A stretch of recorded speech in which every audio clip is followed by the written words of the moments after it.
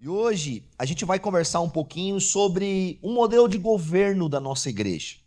Nós vamos explicar um pouco a vocês, vamos ler alguns textos bíblicos e eu quero também fazer algumas sugestões de leitura diante disso. Até quero começar pelas sugestões de leitura. Nossa igreja segue muito, o princípio batista de um governo de congregacionalismo, porém com presbíteros. Nós temos um governo congregacional que são liderados por presbíteros. Hoje há um grupo de pastores nos Estados Unidos que tem o que a gente chama de 9 marcas, É um ministério hoje que iniciou-se com Mark Dever e eles tratam muito dessa eclesiologia batista. Esse livro aqui talvez é o principal deles, 9 marcas da igreja cristã.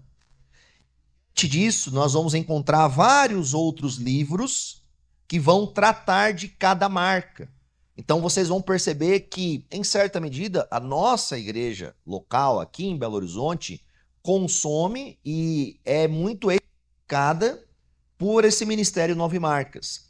Um dos livros que eu aconselho, vocês podem aqui ver os outros, mas um que eu aconselho muitas pessoas a lerem, tem 2, mas um sumiu da minha sala. Alguém deve ter pegado emprestado e não devolveu, brincadeira, mas daqui a pouco aparece.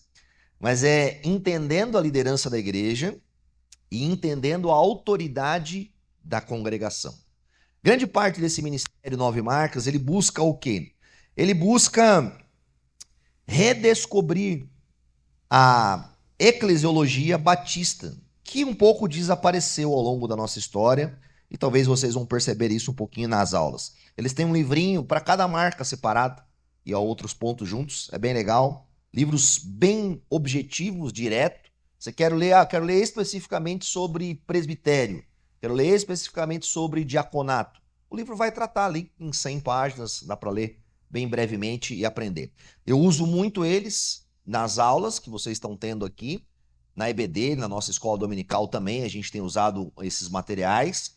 E a gente tem eles como referência, uma boa referência, não só usado só por nós, mas dar um exemplo para vocês. Hoje, o seminário que eu faço lá, o Martin Busser, nós temos uma matéria de eclesiologia, onde cada semestre, eu sou obrigado, por exemplo, a ler 2 ou 3 livros desta série, para que ao longo do seminário completo, até para o seminário Martin Busser, a referência em eclesiologia é o Ministério 9 Marcas, para vocês terem uma ideia. Isso influencia não apenas a nossa igreja local, mas grande parte das igrejas reformadas batistas, tanto no Brasil e nos Estados Unidos, são influenciados e leem, consomem o Ministério do 9 Marcas, beleza? Fica a dica aí para vocês, gastem dinheiro em livros que não é desperdício, amém? Vamos ler um texto? Vamos ler Mateus 18. Mateus 18, verso 15. Diz assim para nós: Se o seu irmão pecar contra você, vá e a sós com ele, mostre-lhe o erro. Se ele ouvir, você ganhou o seu irmão. Mas se ele não o ouvir, leve consigo mais 1 ou 2 outros, de modo que qualquer acusação seja confirmada pelo depoimento de 2 ou 3 testemunhas. Se ele se recusar a ouvi-los, conte à igreja. E se ele se recusar a ouvir também a igreja, trate-o como pagão ou publicano. Digo-lhes a verdade, tudo o que vocês ligarem na terra terá sido ligado no céu, e tudo o que vocês desligarem na terra terá sido desligado no céu. Esse texto de Mateus é falado diretamente pelo próprio Cristo, onde ele está falando sobre disciplina eclesiástica, onde ele está falando sobre um elemento da vida cotidiana da igreja que deve ser realizado de uma forma. Jesus, por exemplo, traz uma progressão dessa forma. Se um irmão tiver algo contra você, vai e o procure pessoalmente. Se ele não ouvir, e aí Jesus volta em Deuteronômio 19, usando um princípio veterotestamentário, que era um princípio de testemunhas.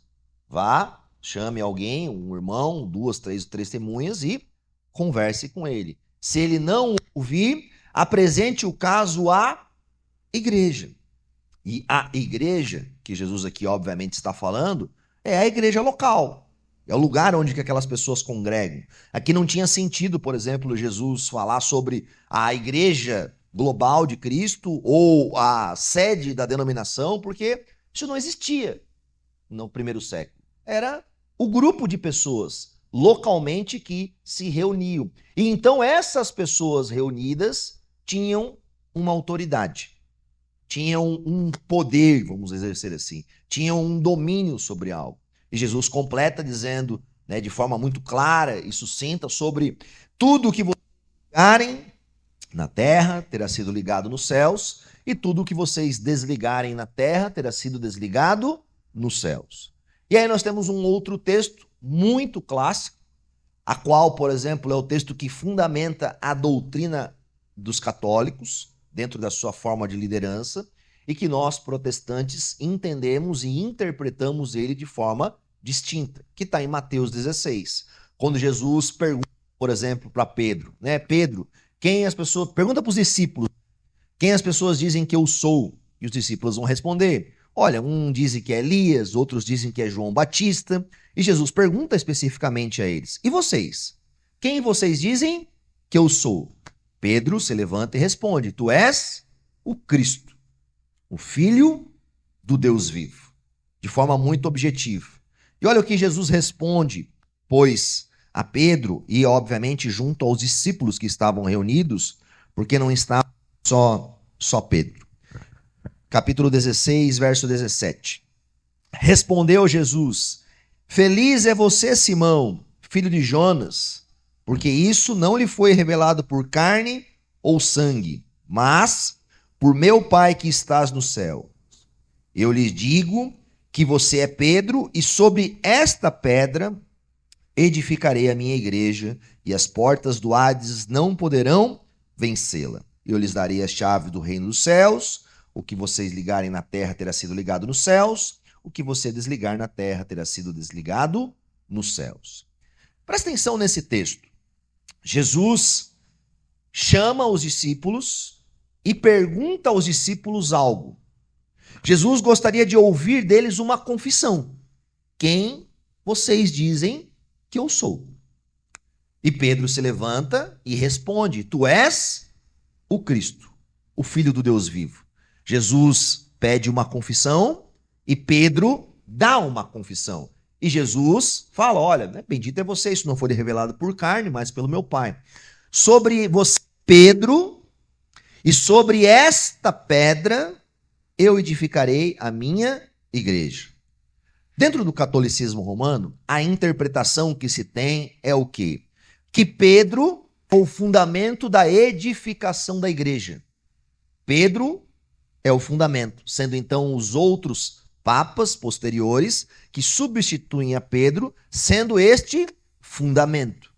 Mas uma leitura bem básica e simples do texto.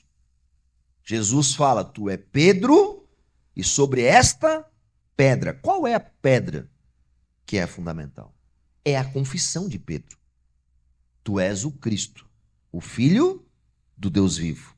O próprio Pedro, em sua epístola, vai dizer que Jesus é a pedra fundamental. Paulo vai dizer que Jesus é a pedra fundamental. E mais outro texto bíblico também vai afirmar isso. Ou seja, Jesus é a pedra pelo qual é edificado a igreja, e não Pedro. Aliás, Pedro, no grego, de Petras, fala de uma lasca, de um fragmento de pedra. A palavra Pedro remete-se a isso, não como uma pedra fundamental. Portanto, de forma clara, na minha interpretação e de muitos, a interpretação católica está equivocada sobre isso. E toda a continuidade dessa esfera de liderança do catolicismo está equivocada. Qual é a pedra fundamental? O próprio Cristo. E o que vocês ligarem na terra sobre este fundamento e o que vocês desligarem na terra sobre este fundamento será ligado ou desligado nos céus. Ou seja, a igreja tem uma autoridade. Há uma autoridade de ligar e desligar, de receber pessoas e de excluir pessoas, de formar uma autoridade sobre o fundamento dos apóstolos e a confissão. Quem é Jesus? Ok? Isso deveria o quê? Isso deveria nortear e permear a forma com que a igreja deve liderar sobre isso.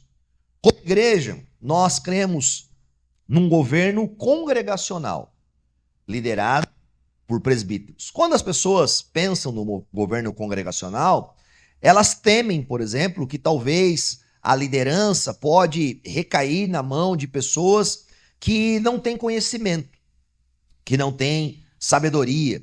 Mas o governo congregacional, liderado por presbíteros, permite que líderes não simplesmente imponham a sua vontade sobre as pessoas, dominem as pessoas, mas que liderem e conduzam as pessoas, e as pessoas são participantes disso. O programa, por exemplo, de discipulado de Cristo para com os seus líderes era um programa sempre formativo. Aqueles homens deveriam formar, capacitar e ajudar outras pessoas a tomarem decisão. Uma igreja que dá toda a autoridade aos seus líderes e os membros não participam de decisões da vida comum da igreja, isso com o tempo destrói a própria cultura de discipulado e crescimento. As pessoas começam a abandonar a autoridade que foi dada pelo próprio Deus a elas, os membros se tornam menos responsáveis por isso, e gradualmente as pessoas, a membresia, caminham para uma passividade e não mais participação da sua própria existência na comunidade de fé e na vida que elas deveriam ter. E como um reflexo, isso é muito comum nos nossos dias. Hoje, grande parte da membresia das igrejas são passivas. Elas não vivenciam. Elas são dominadas, levadas pelos seus líderes, pelas pessoas que estão ali, mas muitos não participam da vida comum e diária. E isso deixa a igreja menos protegida, porque é uma responsabilidade de todos. A todos nós foi dado a responsabilidade de cuidar da confissão, de cuidar do evangelho. Pastores que cerceiam a autoridade da congregação, eles podem cair no estigma de o quê? É mais fácil liderar assim. E eu já ouvi isso muito claramente, de pastores que, para de alguma forma facilitarem o seu trabalho, eles não compartilham, e a igreja não partilha das decisões e das tomadas de rumos. Parece ser mais fácil, mas em uma medida nós fazemos o quê? Nós tolimos abruptamente a participação que aquelas próprias pessoas deveriam ter diante disso. Ou seja, líderes que retiram a obrigação da membresia em sua responsabilidade, pelo qual o próprio Senhor deu em exercício a membresia, esses líderes tiram a própria liberdade da igreja diante disso. E isso, por vezes, na prática, transparece como? Às vezes nós estamos lá na igreja local e de repente ela começa a tomar rumos estranhos, começa a ter formas, doutrinas estranhas, começam a usar, por exemplo, o recurso da igreja de forma talvez indevida ou não, que atenda ao evangelho e as medidas. E a gente se pega ao longo do tempo em uma esfera pensando assim, poxa, como que está assim? Por que que está assim? E a igreja não tem nenhuma participação e não consegue de nenhuma forma mudar o rumo disso. Por quê? Porque foi retirado da congregação a sua autoridade de participação do corpo de Cristo. Todo membro, inclusive vocês que estão iniciando aqui, todo membro, todo povo de Deus deve conhecer suficientemente o evangelho para defendê-lo. Em grande medida, a congregação existe para defender a confissão. Tu és Pedro. Tu és Pedro, não, tu és o Cristo, o Filho do Deus vivo.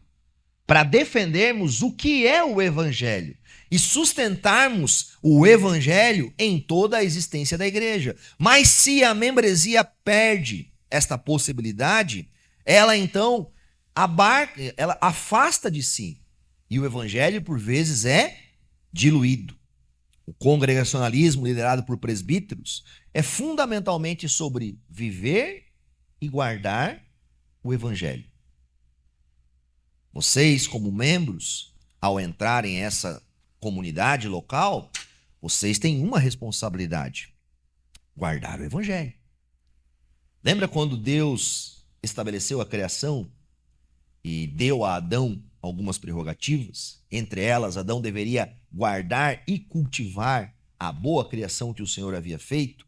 Em certa medida, nós temos uma responsabilidade de guardar e cultivar a palavra de Deus, a criação de Deus, e como o Senhor redime, restaura e restabelece o seu povo. Na medida que Adão abriu mão da sua responsabilidade e não estava atento, por exemplo, à tentação da serpente sobre sua esposa, a vida que Deus havia designado foi destruída diante daquilo. E da mesma forma da igreja. Quando nós abrimos mão da nossa própria responsabilidade, do trabalho que o Senhor nos concedeu, de guardar e cultivar aquilo que o Senhor estabeleceu diante de nós, nós também deixamos isso nas mãos do inimigo. E como isso acontece? Que autoridade Jesus dá a cada congregação?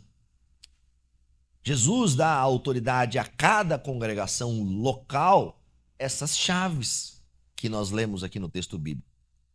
Eu lhe dou as chaves. Ou seja, uma igreja local, ela tem uma autoridade dada pelo próprio Deus. Por exemplo, na questão da disciplina. Deixar que um subgrupo de pessoas tomem decisões e excluam, por exemplo, membros da igreja, sem que a própria igreja participe, isso é nós ferirmos o princípio que o próprio Jesus estabeleceu da progressão dos fatos. Vá você sozinho, leve outra pessoa, e se não ouvirem, apresente o caso à igreja, e a igreja tome esta decisão. Portanto, uma liderança que restringe essa observância dos fatos estabelecidos por Jesus, ela corta pelo meio a própria progressão disso. O apóstolo Paulo, 1 Coríntios, quando ele está tratando sobre a disciplina eclesiástica, é interessante que ele fala em 2 Coríntios 2,6, a punição que lhe foi imposta pela maioria é suficiente.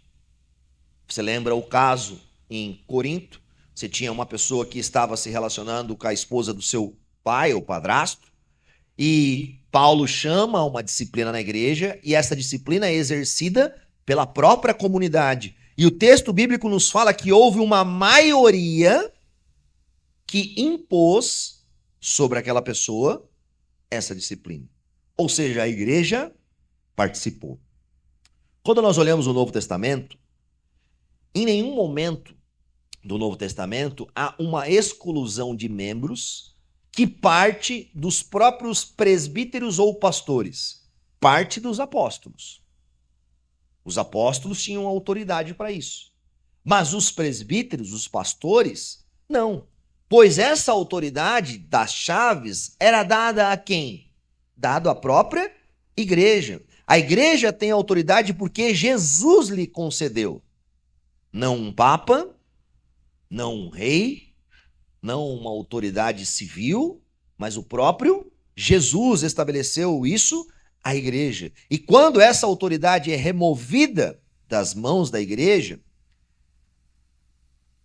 alguns ministérios podem continuar funcionando. Mas a prática da existência cristã está, de alguma forma, maculada. A gente pode olhar e, cara, a igreja pode continuar tendo culto, pode continuar tendo palavra, pode continuar algumas coisas acontecendo, mas na essência, a prática, a parte que convém à própria igreja a lidar com algumas circunstâncias é retirada. E o povo se torna passivo. O que significa dizer que as igrejas possuem esta autoridade das chaves para ligar e desligar? De forma muito simples. Qual é a nossa função para ligar e desligar? É ouvir, é perceber, é lidar com um irmão e ver se aquela pessoa, a sua confissão é correta ou não. Por exemplo, todos vocês vão passar por uma entrevista de membros antes de serem conduzidos diante da igreja para aprovação. Qual é o fim primordial da entrevista de membros? É sabermos se vocês são cristãos ou não, se vocês conhecem o evangelho ou não. Se vocês confessam verdadeiramente quem é Cristo ou não. Então nós trazemos vocês até diante da igreja, já passando por essa fase em que os presbíteros averiguaram a confissão de vocês, e a igreja então vai sim reconhecê-los como cristãos ou não. Nós não criamos o evangelho. A igreja não cria o evangelho. Deus cria o evangelho. Assim como um juiz não cria as leis, mas ele as interpreta e bate um martelo, dizendo culpado ou inocente. Da mesma forma, a congregação não cria o que é o evangelho. Não estabelece novas normas e regras para que as pessoas possam ser membros ou não. Não, ela não faz isso. Mas ela, debaixo de uma autoridade, de uma constituição divina, ela ouve a confissão do confessor e ela bate um martelo como um juiz, dizendo: este é um membro, crê no Senhor Jesus Cristo ou não. A igreja precisa fazer isso. A igreja precisa entender que a entrada do povo ao corpo de Cristo passa por uma confissão, passa por crer, passa por demonstrar publicamente que ele crê em Jesus Cristo. Por isso que o batismo, por exemplo, dentro de uma igreja credo-batista, está na iniciação, no ponto de partida da pessoa adentrar a membresia.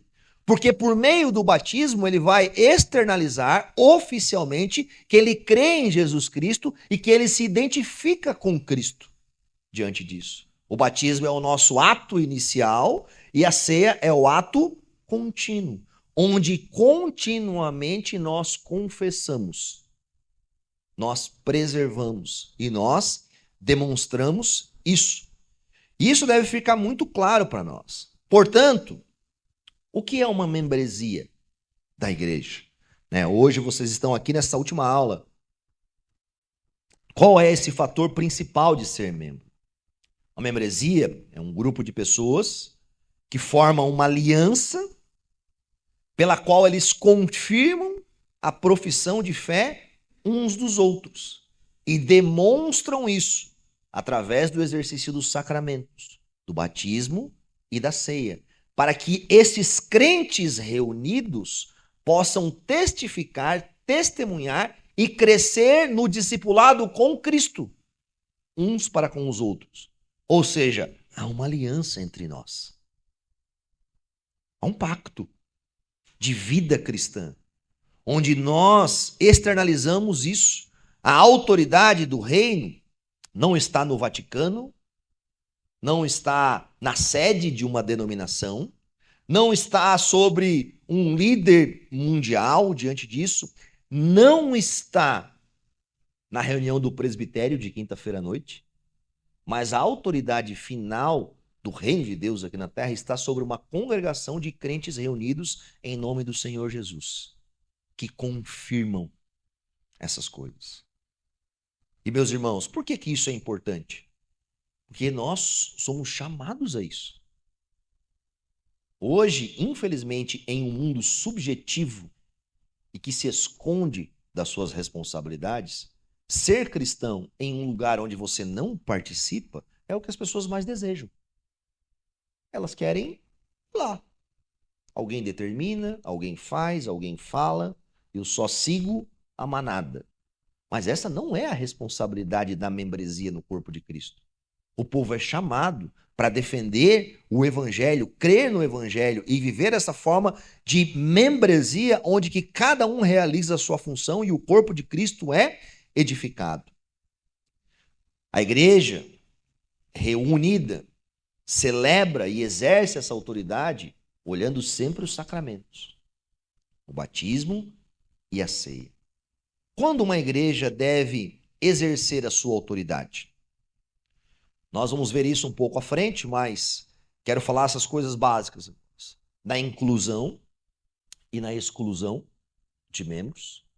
Participar porque a gente vê isso biblicamente, que eram feitos dessa forma.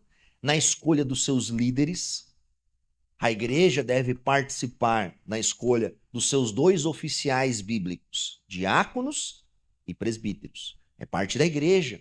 Aliás, um ponto aqui ao lado. É muito ruim para as igrejas que não participam da escolha dos seus líderes. Isso é muito perigoso. Muito perigoso. Os líderes precisam ser escolhidos pela própria igreja. Precisam ser ordenados nesse sentido pela igreja. Esse nepotismo gospel que a gente vê, essa estrutura de liderança por pessoas de influência, cara, isso não encontra fundamentação bíblica. E isso, na maioria das vezes, vai destruindo a própria comunidade por meio disso. Os membros fazem parte da escolha e nas decisões que interferem diretamente na integridade da igreja. O princípio básico deve ser o quê? A igreja é chamada a tomar decisões quando? Quando alguns assuntos afetam significativamente a vida e a existência daquela igreja, que podem até interferir na sua integridade e violar o próprio evangelho de Cristo. Nas nossas assembleias locais, nós não ficaremos aqui discutindo se a cor da parede tem que ser marrom, se tem que ter tapete, se não tem que ter, se a cadeira é de um lado, se a cadeira é do outro. Não é isso.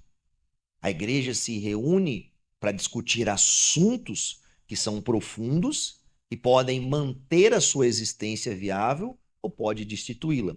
Por exemplo, na nossa comunidade aqui, quando nós alugamos esse prédio, o presbitério se reuniu, trabalhou, visitou vários lugares e veio até a igreja e nós apresentamos à igreja. Olha, nós temos aqui esse prédio, esse imóvel e esse imóvel. A nossa arrecadação é X por mês. Nós temos a capacidade de pagar tanto por mês, mas a autoridade estava sobre a congregação. Eles decidiram se nós alugaríamos aquele imóvel ou não. Por quê? Porque um líder só pode ser muito emocionado. Pode ser tomado. Porque Deus me deu um sonho e agora nós vamos vender isso aqui e a gente vai comprar aquela esquina. Muito legal. Muito bacana. Mas se isso não for viável e amanhã ou depois a igreja deixar de existir e o lugar onde deveria ser uma porta aberta para que o evangelho se mantesse vívido e não existe mais, não foi culpa só do líder. Foi culpa de todos nós. Nós devemos tomar decisões que podem manter as portas da igreja aberta ou fechada. Dentro da nossa congregação, a gente tem um valor, por exemplo. Não sei se é 25%, 30%, está lá no nosso regimento. O conselho administrativo, eles podem tomar decisões em produtos, 20%, que chegam a 20% da arrecadação mensal. Acima disso, a igreja precisa tomar a decisão. Por quê? Porque nós podemos, num ato equivocado, gastarmos o recurso que não é do presbitério, mas é da congregação, e podemos levar a igreja à falência. Ou gastarmos com produtos que não fazem maior sentido, que não vão edificar a igreja, que não vão promover o crescimento do evangelho, e a igreja, então, participa disso. Por que, então, temos presbíteros, por exemplo? Porque os presbíteros são bíblicos. Nós encontramos a descrição do presbitério nas igrejas locais. Os presbíteros são escolhidos pela congregação para serem seus representantes e terem autoridade de ensino, de auxílio, de cuidado para com as pessoas. No entanto, os presbíteros não têm esta autoridade final sobre elementos da congregação. Nessas questões, eles precisam se sujeitar à congregação. Por exemplo, na escolha de um novo presbítero, a autoridade não está sobre mim ou somente eu, Isaac e o Diego. Está sobre a congregação. Nós fazemos o quê?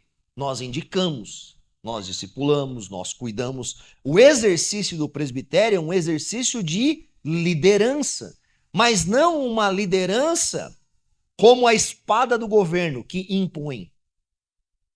Não é uma liderança de comando, é uma liderança de conselho. Nós aconselhamos a igreja a tomar a decisão X ou Y, mas a igreja participa da decisão. Nós não somos o Estado autoritativo. Aliás, isso é parecido, por exemplo, dentro da igreja local, isso é parecido com esses meios. Em certa medida, o Estado também não deveria impor algumas coisas, pois numa democracia o poder está sobre o povo. E obviamente que um governo congregacional não é uma democracia, mas tem essas marcas. Um presbítero não pode forçar, mas ensinar de forma paciente, persistente e piedosa. Os líderes de uma igreja congregacional não constituem um grupo à parte da igreja com uma autoridade, não. Os líderes são membros da igreja, mas que foram ordenados e escolhidos pela igreja para determinadas funções. Quando líderes piedosos, corretos, sustentados na observância das Escrituras, lideram a igreja, tomam boas decisões, influenciam as pessoas, é natural que as pessoas vão acatar a liderança dos seus líderes. Mas em alguns momentos não. E é importante que a igreja tenha a autoridade final, para que se em algum momento a liderança tomar decisões equivocadas, possa haver uma intervenção até sobre os líderes. Por exemplo, dentro do nosso estatuto, há a prerrogativa da destituição dos líderes. Se um pastor, por exemplo, se levantar e amanhã começar a pregar uma coisa totalmente equivocada, distinta e um erro, a igreja tem a autoridade de se reunir e com uma maioria tomar a decisão para destituir aquela pessoa. Porque nós não fazemos igreja só para a nossa geração. A igreja que nós estamos estabelecendo hoje é a igreja que vai ficar para os nossos filhos, para os nossos netos e para as pessoas lá na frente. Se nós não tivermos dentro da nossa forma de governo meios que possam impedir a impiedade e o erro, o que nós deixaremos para os nossos filhos? Essa deve ser uma pergunta nossa. Dentro disso, quero falar um pouco sobre a responsabilidade dos membros. E aqui a gente encerra. A primeira delas é o quê? Entender que a vida cristã exige nós nos congregar com uma igreja, nós participarmos do culto. A observância do mandamento de adorar ao Senhor, ou seja, não deixe de se reunir como igreja, não é especulativa ou subjetiva. Cara, é um objetivo claro, é um mandamento. Então, o primeiro ministério, por exemplo, de vocês como membros do corpo de Cristo é participar dos cultos. E obviamente que talvez vai ter um momento que você vai viajar, você vai estar a trabalho, você vai estar de férias, não é sobre isso. Mas se ausentar indevidamente por um período e não congregar, cara, isto não é uma atribuição dos membros. Aliás, essa semana eu entrei em contato com umas quase 20 pessoas, mandando mensagem, pessoas que estão distantes. Cara, vou falar isso de coração aberto. É assustador as respostas que as pessoas me dão. Ah, pastor, agora estou envolvido com tal coisa, estou envolvido com isso. Eu falo, cara, não é opcional cultuar para um crente. Ele foi salvo para isso. Sabe, o culto cristão é um mandamento do Senhor, gostando nós ou não.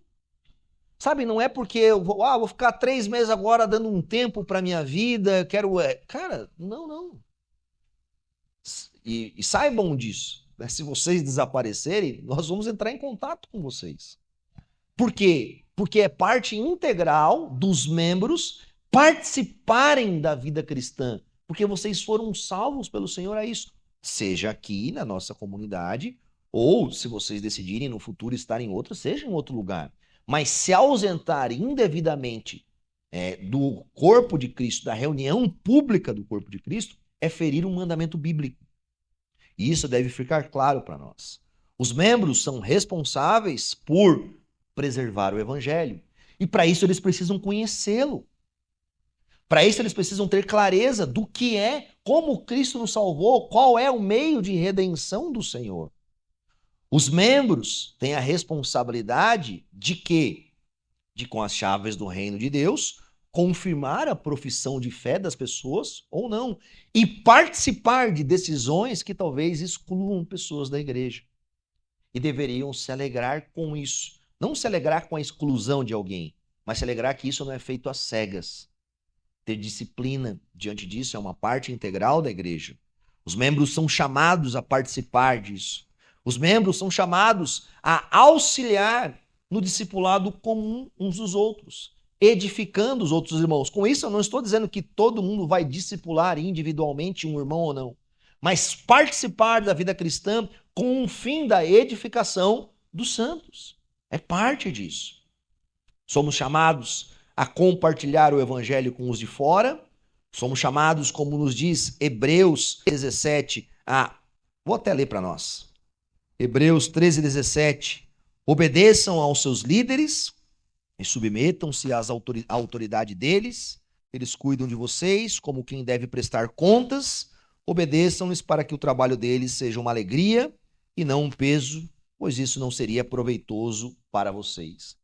Na medida que a congregação escolhe os seus líderes e dá aos seus líderes uma autoridade específica, a própria congregação deve entender que, diante do ensino, diante do que aqueles líderes fazem biblicamente, corretamente, seja no ensino ou na exortação, eles são chamados a obedecer.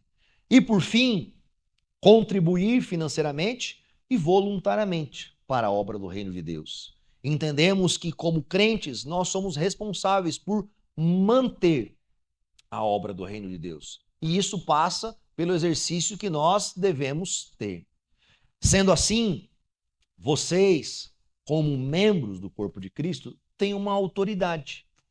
Por que nós somos, às vezes, talvez para alguns, chatos na entrada da membresia? Porque vocês adentram agora uma comunidade onde vocês têm voz, onde talvez vocês vão participar de uma assembleia local e nós vamos tomar decisões juntas e você vai poder falar, dizer, expressar-se diante disso. Mas quem deve participar disso? Quem é crente de verdade. Quem preserva o evangelho. Quem tem um pacto para com a comunidade. Quem entende esta responsabilidade. O modelo congregacional de igreja, ele surge lá na Reforma Protestante. Vai surgir junto lá aos puritanos, aos separatistas ingleses, aonde então há um entendimento, uma clareza de que as igrejas locais tinham sua responsabilidade. A nossa igreja local, ela participa de uma convenção de várias outras igrejas batistas.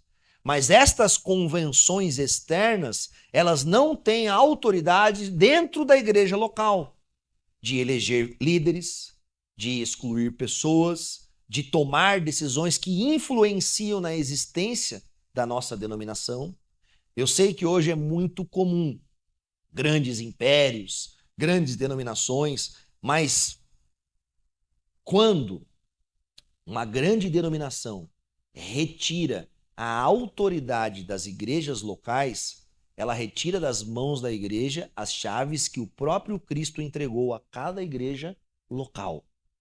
Se vocês lerem, por exemplo, a Confissão de Fé Batista de 1689, no capítulo 21, você vai ver isso deixando muito claro que há uma autoridade às igrejas locais que não é instituída pelo Fabrício, mas é instituída pelo próprio Senhor. Olha o Novo Testamento. Você vai ver as igrejas locais muito bem definidas. Quem tinha autoridade sobre elas? Os apóstolos. Eles tinham autoridade sobre elas. Mas os apóstolos são figuras irrepetíveis. A gente vai falar um pouco sobre isso hoje no texto de Efésios. Nós não temos mais apóstolos sobre nós. Então, esse é um cuidado que nós devemos ter. Dentro do meio reformado, nós recuperamos ou tentamos recuperar o princípio do sacerdócio de todos os santos. E dentro de uma igreja congregacional, esse exercício do sacerdócio de todos os santos é realizável. Nós conseguimos perceber ele.